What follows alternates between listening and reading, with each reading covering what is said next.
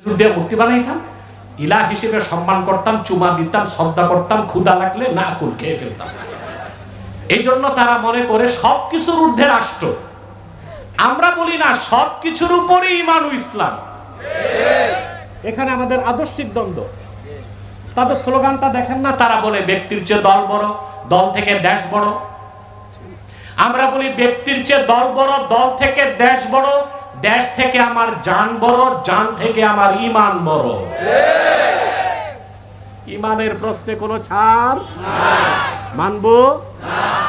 তে সংবিধানটা একরকম মূর্তি পূজা, এটা কি কেন বুঝাই দিই, বুঝাবো।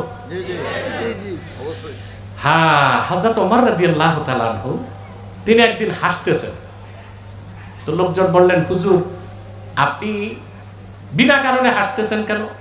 বলে, জাহিলি যুগে এমন কিছু কাজ করতাম যা মনে পড়লে হাসি আসে। বলে, কি করতেন? বলে, কুন্না নাসনাউ সানামাম বিল আজওয়া, আমরা খেজুর দিয়ে মূর্তি বানাইতাম। কি দিয়ে?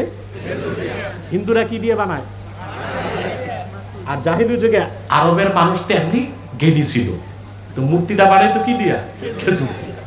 বলে, খেজুর দিয়ে মূর্তি বানাইতাম, ইলাহ হিসেবে সম্মান করতাম, চুমা দিতাম, শ্রদ্ধা করতাম, ক্ষুধা লাগলে না কুল খেয়ে ফেলতাম। লস হইছে?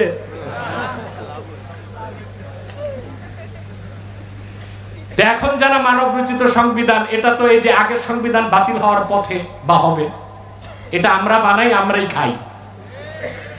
ঠিকটা তো ঠিক মতো কইলেন না, আমরা বানাই, আমরাই খাই। একটা সংবিধানের পরিবর্তন নাই। সংস্কার কমিশনে আগামী 17 তারিখ স্বাক্ষর নিবে। কবে? কালকে। আমাকে দাওয়াত পাঠাইছে, যাবো কিনা চিন্তায় আছে, কারণ আমি দেখছি সনদে আছে শুধু যেহেতু আর সেহেতু।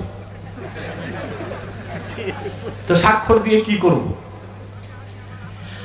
একটা জিনিস যদি আমার ইসলামী রাজনীতি যে ভাইরা করেন, ঐকমত্য কমিশন, এটার আমি বলি মৃত্যু কমিশন, এখানে যে ওনারা একটা সংস্কার যদি আদায় করতে পারতেন যে বাংলাদেশের সংবিধানে কোরআন সুন্নাহ বিরোধী কোনো আইন হবে না,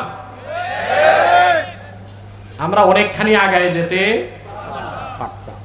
ঠিক না?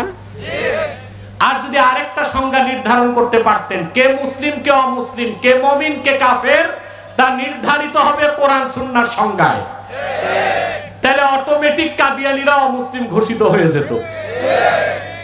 এটার জন্য তো ফিকির লাগবে। কি লাগবে? এই ফিকিরটা নাই, সবাই আছে ভোটের হিসাবে, আর বলে ঐক্য করো। কি করো? আচ্ছা বলেন তো ভাই, এই দেশে ইসলামী রাজনীতি যারা করেন তাদের সবার ভোট এক বাক্সে আনলে হয় 16%। কত? 16% ভোট। এ দিয়ে কি ক্ষমতায় যাওয়া যাবে?